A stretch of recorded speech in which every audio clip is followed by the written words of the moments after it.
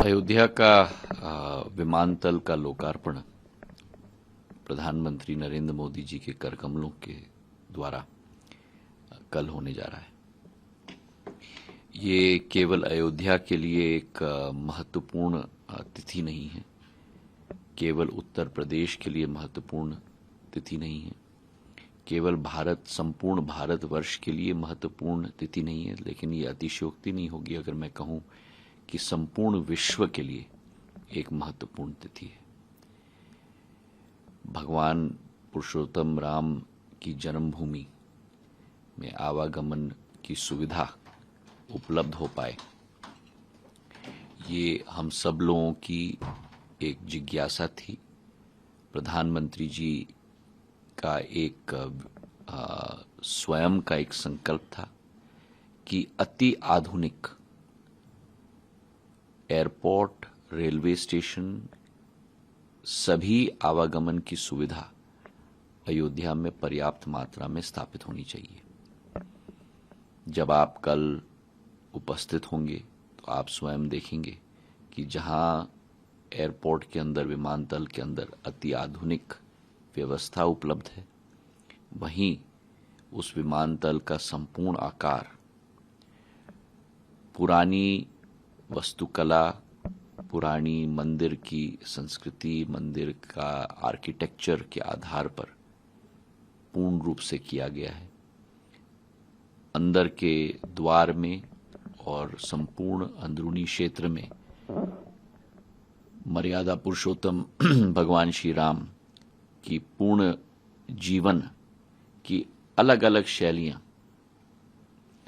भारतीय कला और संस्कृति और क्षमता के आधार पर अलग अलग दृश्य में दिखाई गई हैं। पट्टीचित्र के आधार पर, राजा रवि वर्मा जी के आधार पर, और यही एक सोच, विचारधारा और आदेश प्रधानमंत्री जी का स्वतः सदैव रहा है कि अति आधुनिक व्यवस्था हो, लेकिन भारत के हर एक कोने में भारत की प्राचीन संस्कृति, भारत की प्राचीन वैभव, भारत की प्राचीन आध्यात्मिक शक्ति का स्वरूप हर एक हवाई अड्डे पे दिखे, और उसी कल्पना को और उसी संकल्प को पूरा करने के लिए हमारी कोशिश रही है। सर, अयोध्या कैसे विश्व से जुड़ेगा? क्या हम इसकी कल्पना करें कि जल्दी वो इंटरनेशनल एयरपोर्ट का दर्जा भी मिले उसे? पूर्ण निर्णय कैबिनेट के द्वारा लिया जा रहा है और मैं आपको आश्वस्त करता हूं कि पूर्ण सुविधा अयोध्या को जरूर मिलेगी। वर्तमान में 6,500 स्क्वायर मीटर की क्षेत्रफल में ये एयरपोर्ट बना हुआ है। करीब 13 से 15 एप्रन है एयरपोर्ट प्लेन्स के लिए। हर तरीके का विमान, एयरबस A321, बोइंग 737 वहां उतर पाएगा। द्वितीय भाग में इस रनवे को भी हम आगे जाके बढ़ाने वाले हैं ताकि बड़े विमान भी यहाँ आ पाएं। जहां वर्तमान में 6,500 स्क्वायर मीटर का एयरपोर्ट बन चुका है, द्वितीय भाग में हम लोगों की कल्पना है कि 50,000 स्क्वायर मीटर का एयरपोर्ट टर्मिनल बने, मतलब कि 5 लाख स्क्वायर फुट का एयरपोर्ट का टर्मिनल बने। तो ये संभावनाएं हैं अयोध्या के लिए। कल एयरपोर्ट का शुभारंभ प्रधानमंत्री जी के कर कमलों के द्वारा किया जा रहा है और आने वाले 22 तारीख को, जनवरी के 22 तारीख को भगवान राम की प्राण प्रतिष्ठा भव्य राम मंदिर में, जो केवल 140 करोड़ भारतीय जनता का सपना नहीं, लेकिन विश्व में बैठे हुए भारतीय संस्कृति के साथ जुड़े हुए एक एक व्यक्ति का सपना था। 500 साल पुराना एक सपना, 5,000 साल पुराना एक सपना है, और उसे अगर किसी ने साकार किया है और सपने को संकल्प में परिवर्तित करके उस संकल्प को सिद्धि तक ले जाने का एक परिश्रम अगर किसी ने किया है तो प्रधानमंत्री नरेंद्र मोदी जी ने किया है। राजनीति भी शुरू हो गई है। कई लोग कहते हैं कि हमें बुलावा आया, हम जाएंगे नहीं। कई लोग कहते हैं बुलावा नहीं आया। ये अजीब विसंगति है। बुलाया जाए तो कठिनाई की कैसे बुलावे से कन्ना काटा जाए, न बुलाया गया तो क्यों नहीं बुलाया गया। और मुझे तो ये आश्चर्य लग रहा है कि जहां भारत की भव्यता प्रधानमंत्री जी के अथक प्रयास और परिश्रम के आधार पर विश्व पटल पर भारत एक नक्षत्र की तरह उभर रहा है, वहीं भारत के अंदर ऐसे तत्व हैं जो भारत को छोटे दिखाने में लगे हुए हैं। जिनका मन छोटा हो, जिनकी सोच छोटी हो, उनको विस्तृतीकरण के बारे में हम पाठ नहीं सिखा सकते।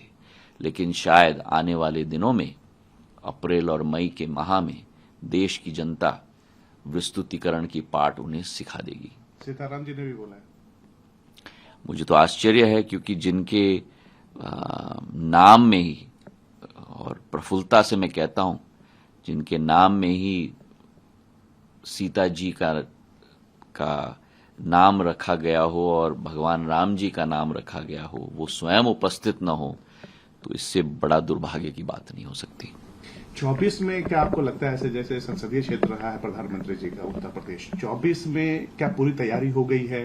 देश बीजेपी के साथ है या फिर किस तरीके का परफॉर्मेंस? मुझे पूर्ण विश्वास है, मैंने आपसे पहले भी चर्चा की थी इन विधानसभा चुनाव के पहले, कि स्पष्ट बहुमत भारतीय जनता पार्टी को मध्य प्रदेश में मिलेगी। आज आपके चैनल के द्वारा, एएनआई के द्वारा, आपसे और दर्शकों से मैं जरूर निवेदन और प्रार्थना और आशीर्वाद के लिए प्रणाम करता हूं, पर मुझे पूर्ण विश्वास है कि प्रधानमंत्री जी का जो ये भारत को अग्रसर करने के लिए ये एक यज्ञ उन्होंने किया है 9.5 साल का, और अब 10 साल होने जा रहे हैं, उस यज्ञ में भारत का एक एक जन जनार्दन पूर्ण आशीर्वाद के साथ भारतीय जनता पार्टी के साथ खड़ा रहेगा।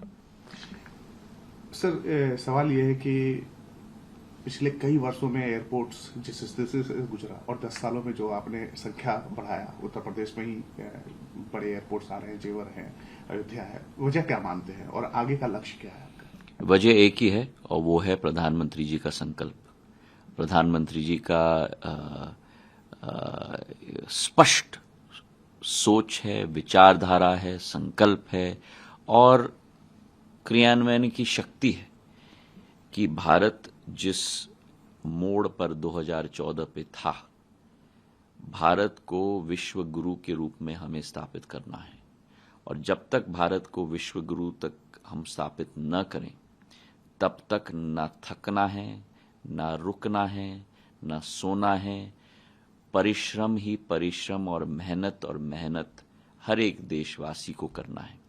और उसी संकल्प के साथ, जहां उत्तर प्रदेश में केवल 6 एयरपोर्ट्स थे, आज 9 एयरपोर्ट हैं, कल 10वां एयरपोर्ट शुरू हो जाएगा, और आने वाले 1 साल के अंदर 10 एयरपोर्ट से उत्तर प्रदेश में 19 एयरपोर्ट बनने जा रहे हैं। अगले 2 महीने के अंदर ही 5 अतिरिक्त एयरपोर्ट, आजमगढ़, अलीगढ़, मुरादाबाद, श्रावस्ती और चित्रकूट, एक साथ में उसका उद्घाटन किया जाएगा। उसी के साथ, जैसे आपने कहा, जेवर का एयरपोर्ट आने वाले दिनों में अक्टूबर-नवंबर 2024 तक अंतर्राष्ट्रीय एयरपोर्ट जेवर में शुरू होगा, जहां 1 करोड़ 20 लाख लोगों की क्षमता का नया टर्मिनल के साथ शुरुआत होगा। उसी के साथ सरस्वा में भी एयरपोर्ट शुरू होगा। तो कुल मिलाकर इन सभी एयरपोर्ट्स को मिलाकर जो 6 की स्थिति थी 2014 में, आज 9, कल 10 की स्थिति होगी, और आने वाले दिनों में हम 19 तक ले जाएंगे। और वैसे ही देश के अंदर जो 74 एयरपोर्ट थे, 75 नए एयरपोर्ट हमने बनवाए हैं। कुल मिलाकर 149 एयरपोर्ट आज बन चुके हैं, और आने वाले 2030 तक हमारा लक्ष्य है कि इसे हम लोग 200 तक ले जाएं। तो ये हमारी कल्पना है नागर विमानन क्षेत्र में भारत के लिए। और वहीं हमारे जितने 6 बड़े मेट्रो सिटीज में एयरपोर्ट हैं, जिनकी क्षमता 22 करोड़ की थी 2021 में, वर्तमान में 26 करोड़ की है। आने वाले 2028-29 तक इस क्षमता को हम लोग 42 करोड़ तक ले जाएंगे। तो ये एक तीव्र गति की क्रांति, अगर मैं शब्द का इस्तेमाल करूं, नागर विमानन क्षेत्र में प्रधानमंत्री जी के नेतृत्व में हम लोग करने जा रहे हैं। आने वाले 3-4 महीनों में मार्च के पहले ही 1 नहीं 2 नहीं लेकिन 10 से 12 नए एयरपोर्ट्स और टर्मिनल्स का उद्घाटन किया जा रहा है। कल अयोध्या का है, आने वाले दिनों में तिरुचिरापल्ली का एयरपोर्ट का होगा, उसके बाद पुणे और कोल्हापुर का एयरपोर्ट तैयार हो रहा है, उसके बाद ग्वालियर का एयरपोर्ट तैयार हो रहा है जो रिकॉर्ड टाइम में तैयार होगा। 15 महीने के अंदर 500 करोड़ रुपए का एयरपोर्ट तैयार होगा। जबलपुर का एयरपोर्ट तैयार हो रहा है, उसी के साथ जम्मू के एयरपोर्ट का 1300 करोड़ रुपए का फाउंडेशन स्टोन की तैयारी हो रही है। उसी के साथ अंबिकापुर छत्तीसगढ़ में एयरपोर्ट की तैयारी हो रही है, आदमपुर की एयरपोर्ट की तैयारी हो रही है। तो एक श्रृंखला है। हैदराबाद का नया टर्मिनल, लखनऊ का नया टर्मिनल 1200 करोड़ का, वो भी तैयार होने जा रहा है। तो एक श्रृंखला है। मार्च के पहले आप स्वयं देखेंगे कि एक के बाद एक हमारे नए टर्मिनल्स का उद्घाटन किया जाएगा। पॉलिटिकल सवाल है सर, क्या वजह मानते हैं कि राम मंदिर इतने दिनों तक नहीं बन पाया? चूंकि आपने पॉलिटिक्स में एक लंबा सफर तय किया है, किन वजहों? एक व्यक्ति की इंतजार थी, एक हस्ती की इंतजार थी, एक भारत माता के गौरवान्वित बेटे की इंतजार थी, प्रधानमंत्री नरेंद्र मोदी जी के रूप में, जिन हजारों साल से लोगों के जो सपने थे, उन सपनों को पूरा करने का संकल्प लेकर एक संकल्प व्यक्ति जब निकलता है तो असंभव कार्य भी संभव हो पाता है। और इस अभियान में मेरे लिए स्वयं एक भावनात्मक क्षण है, क्योंकि सन 80 के दशक में मेरी आजियम्मा राजमाता साहब विजयराजे सिंधिया जी भी इसी अभियान के साथ जुड़ी हुई थी, लाल कृष्ण अडवाणी जी के साथ, मुरली मनोहर जोशी जी के साथ। और एक भावनात्मक क्षण मेरे लिए स्वयं है। और एक, जैसे मैंने कहा, एक व्यक्ति, एक भारत माता के बेटे की इंतजार थी जो उस संकल्प को सिद्धि में परिवर्तित कर पाए। और वो हस्ती प्रधानमंत्री नरेंद्र मोदी जी के रूप में, जिन्होंने आज की पीढ़ी नहीं लेकिन हजारों साल पुरानी पीढ़ियों के सपनों को साकार करने में पूर्ण अपना योगदान केवल नहीं दिया, लेकिन क्षमता के आधार पर वो पूर्ण रूप से साकार करवाया है। और 22 जनवरी, जैसे प्रधानमंत्री जी ने स्वयं कहा, इस साल में 3 दिवाली होंगी। एक दिवाली जो हमने मनाई भगवान की दी हुई, दूसरी दिवाली जब 5 विधानसभाओं के चुनाव के नतीजे आए, और तीसरी दिवाली 22 जनवरी को मनाई जाएगी। 24 में आप चुनाव लड़ेंगे? जो पार्टी कहेगी, पार्टी का सिपाही हूं, जो पार्टी कहेगी मैं करूंगा।